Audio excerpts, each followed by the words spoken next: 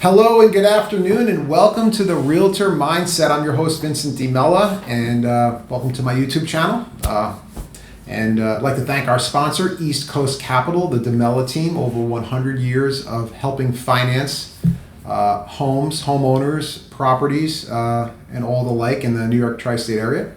And what we're going to talk about today is the NAR versus Burnett lawsuit that just came down.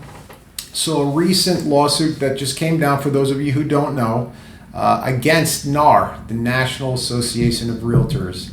And what I'm understanding, and I'd appreciate if the experts would also chime in, but what I'm understanding is that the lawsuit, the verdict came down against NAR, the National Association of Realtors. Why? Because the plaintiff argued that they were inflating commissions, because when you go to sell a house and you pay a realtor commission, you're paying your realtor to represent you, but also in that commission typically is the buyer's agent's commission. So just to give you a roundabout example, if the commission is 6% for the seller to pay the realtor, normally 3% of that goes to the buyer's agent and the buyer's broker, and 3% of it goes to the listing agent and the listing agent broker. So that's how that's how realtors earn their revenue, by representing one side of the transaction or the other. I think we all can mostly agree that people need representation, right? There are occasions where a buyer will go straight to the listing agent to purchase the property. The listing agent has a fiduciary responsibility to the seller. They'll also represent the buyer, but the responsibility is to the seller. So, again, in my opinion, all people need representation, and I'm broadcasting from New York, which is an attorney state, so you need representation from the buyer, and the buyer also needs attorney representation, and the seller needs attorney representation, as well as the bank. So it gets very complicated when you start going down the line of representation. But just to stay on track here, what this lawsuit states is that a lot of these sellers, I think the states were Kansas, Missouri, and one of the other Midwest states, where they said the sellers of the property did not understand that part of the commission was going to the buyer's agent, and as a result they paid too much in commission. That's their argument. So my opinion again is, well, okay, let's talk about that.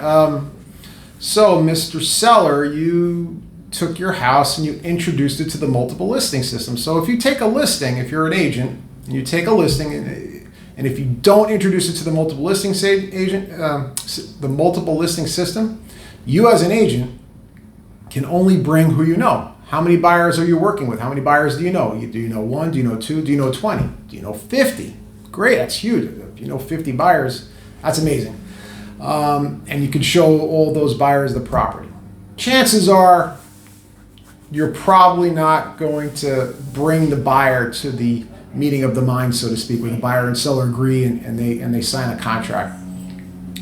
So when you bring a listing to the multiple listing system, what you're doing is, if let's say your multiple listing has 1,000 real estate agents in it, okay? I know here in Westchester County, New York, there's probably 6,000 or 8,000 agents in the MLS, multiple listing system. That's a ton of agents. Now, if you bring your listing to the marketplace, the multiple listing system, you're introducing it to every single agent that is licensed in that state, in that area. And each one of those agents has 1, 2, 5, 10, 20 maybe buyers that can potentially purchase that property.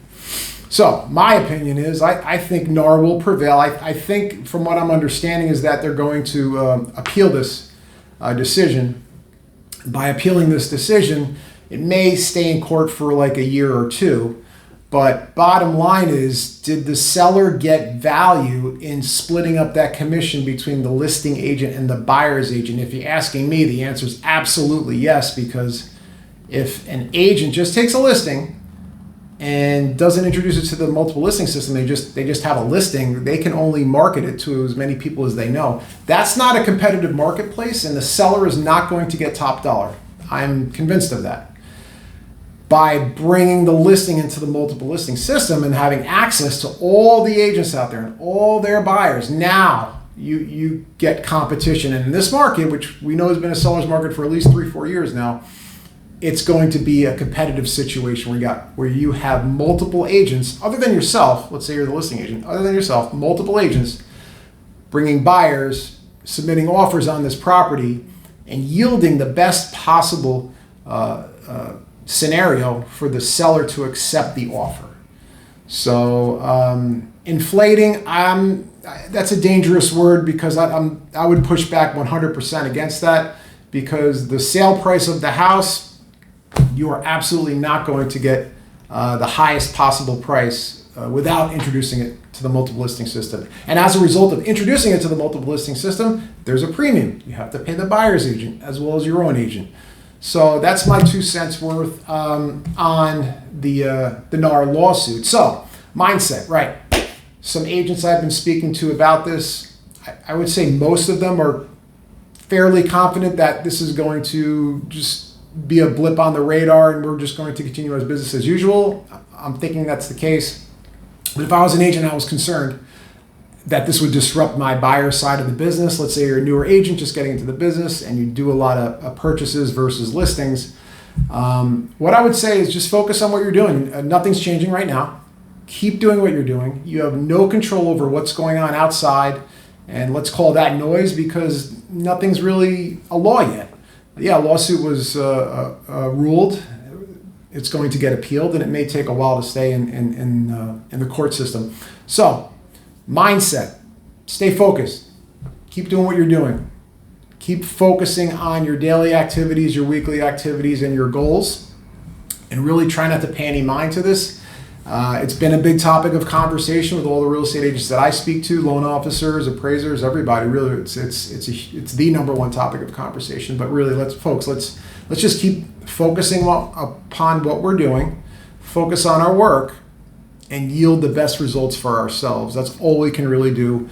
This is out of our control. Yes, we want to understand what's going on in the marketplace. We want to be able to explain it to our clients. But if it's out of your control, don't sweat it. Okay. I love you all. Thank you so much for watching, and click like and subscribe, and I will see you in the next. Take care.